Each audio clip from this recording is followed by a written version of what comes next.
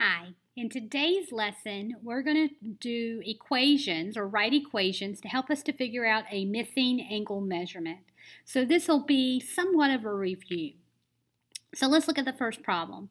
It says, what is the relationship between angle N and the angle measuring 3N plus 18?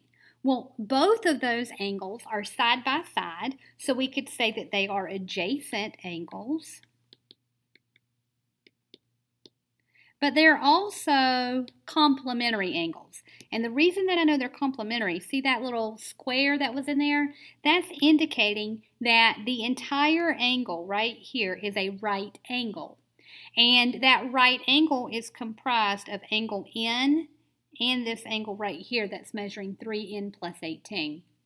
So those two angles together are going to have a sum of 90 degrees, which means that they are complementary angles.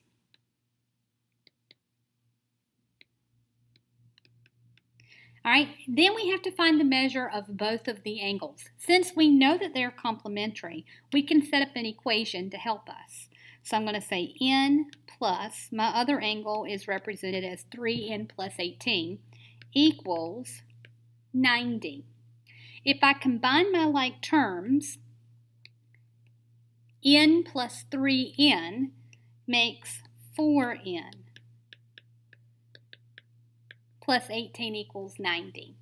When I solve this, I'm going to subtract 18 on each side. So that leaves me with 4N. And when I do 90 minus 18, that's going to give me 68. Okay? Oh, not 68. Scratch that. Oh, not even that. I'm so sorry, kids. It's going to give me 72. Okay? Then the next step, I have 4N equals 72. So if I divide both sides by 4, that's going to tell me the value of N. So I'm going to type over here in my calculator 72 divided by 4, and that gives me 18. So the measurement of angle N is 18 degrees.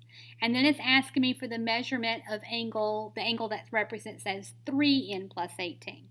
So if I want to do 3N plus 18, well, N is 18, so I'm going to do 3 times 18 plus 18. Well, 3 times 18 is 54, and 54 plus 18 is 72. So this one's going to be 72 degrees. And then this bottom part just said to write and solve an equation based on the relationship between the angles, which we have done. Let's look at number 2. It says 2 lines intersect as shown. What is the relationship between the angles? So they're talking about this angle and this angle. So those angles are also adjacent, but they also make this straight line right here. So that means that they're going to be supplementary. So I'm going to write adjacent angles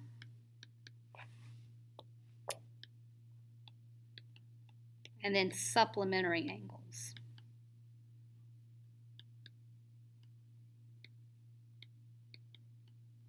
Okay, and we're asked to find the value of x. So one of them is going to be 2x plus 40 plus the other one is x plus 125. And supplementary angles add up to 180 degrees, so equals 180. So when I solve this equation, first I have 2x plus x, those are like terms, and 2x plus x would be 3x. And then I've got the 40 plus the 125. So 40 plus 125 is 165. It's positive, so plus 165 equals 180. When I continue to solve this, I'm going to go ahead and subtract 165 on both sides. Okay, and I'm going to get 3x is equal to, well, if I do 180 minus 165, that's 15. And then 3x means 3 times x, so we're dividing both sides by 3. So we get that x is 5. And then right here it says, what is the value of x? Let me fix that. 5. And I actually highlight that so you can see. So that's number 2. Let's do number 3, which there isn't a diagram here. So this is just a word problem. It says 2 angles are supplementary. So I'll pause right there. That means they add up to 180 degrees. If one angle measures 20 less than 3 times the other, find the degree measure of each angle. So let's start off with the first angle. The first angle can be x plus my second angle is going to equal 180 degrees. The second angle, if you're looking at this sentence right here, so the second angle will let it be measure 20 less than 3 times the other. 20 less, that means you're subtracting 20. So minus 20, you're subtracting 20 from 3 times that value. So 3x. So the second, if the first angle is x, then the second angle is going to be 3x minus 20. So now we have an equation. Let's solve the equation to find the value of x. So first I can combine my like terms. X plus 3x is 4x. Then minus 20 equals 180. We're going to add 20 on each side. So 4x is going to be equal to 200. Then divide both sides by 4. I'm going to have to come over here. So 200 divided by 4 is 50. So one of the angles would be 50 degrees. And then the other angle, remember, was going to be represented by this expression here, 3x minus 20. So I'm going to come over here and do 3x minus 20. So that'd be 3 times 50 minus 20. So that's 150 minus 20, or 130 degrees. So the angles would be 50 degrees and 130 degrees. Okay, let's go to the next page. So now we're going to look at number 4. It says lines W and Y are parallel to each other. And I'll fix that. There we go. What is the measurement of angle ABC? So let's highlight that angle so we know which one we're talking about. So angle A, B, C.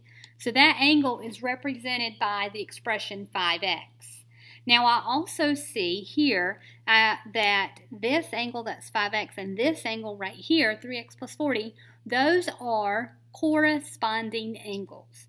And we know that corresponding angles are congruent. So that means that 3x plus 40 is equivalent to 5x, or equal to 5x. If I can find the value of x, then I can certainly find the value of 5x. So let's do that now. So we'll solve this equation.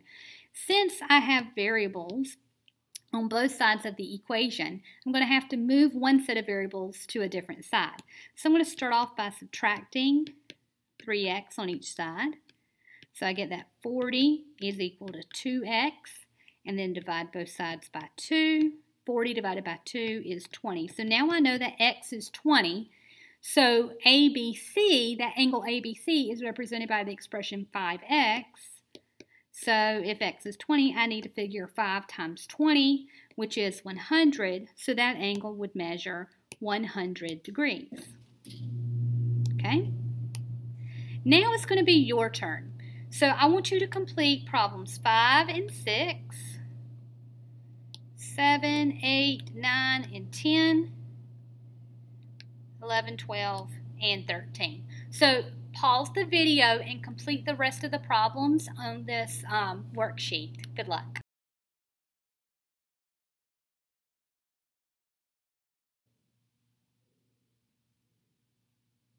Okay, welcome back, guys. Hopefully you did okay with these problems. So I'm going to turn the page so that you guys can see all the problems, but you're going to want to pause the video as you're checking your answers. So here are the answers to problems 5 and 6. So I'll wait for you to pause. Okay, and then Here we have, here's problems 7 and 8. I'll wait for you to pause.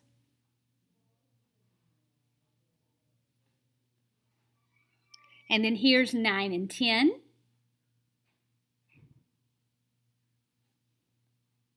Okay, and then here's 11 and 12.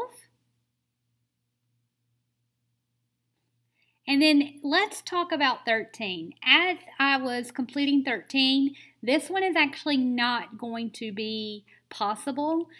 So you can actually skip this problem, but if you were trying to work it out and you were confused, you can see where this one really doesn't work. So this diagram really doesn't fit for this particular problem.